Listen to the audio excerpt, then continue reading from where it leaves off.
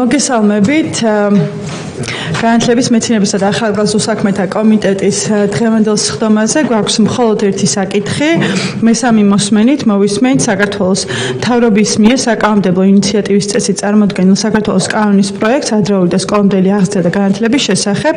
მომხსენებელი არის ბატონი ზვიად გაბისონია. პირველ რიგში გთხოვთ, რომ კენჭი უყაროთ წარმოდგენილ დღის წესრიგს. ვინ არის მომხრე?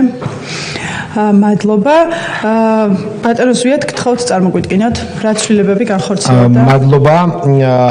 წარმოგიდგენთ მესამე მოსმენით ადრეული და სკოლამდელი აღზრდისა და განათლების შესახებ საქართველოს კანონში ცვლილების შეტანის შესახებ საქართველოს კანონის პროექტს. მოგახსენებთ, რომ წარმოდგენილ კანონ პროექტში მეორე მოსმენის შემდეგ ისეთი ხასიათის რედაქციული ცვლილება, რომელიც გავლენას მოახდენდა ნორმის შინაარსზე, არ განხორციელებულა.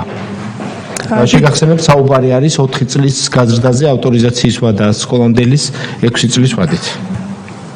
კითხვები ხომ არა გაქვთ? მაშინ კენჭი უყაროთ წარმოდგენილ. დიდი მადლობა, ერთხმად მიღებულია, ამით კომიტეტის ხომა დასრულებულია. თუ რამე სხვა საკითხი არა გაქვთ, რომელიც მადლობა, დიდი კომიტეტი დასრულებულია.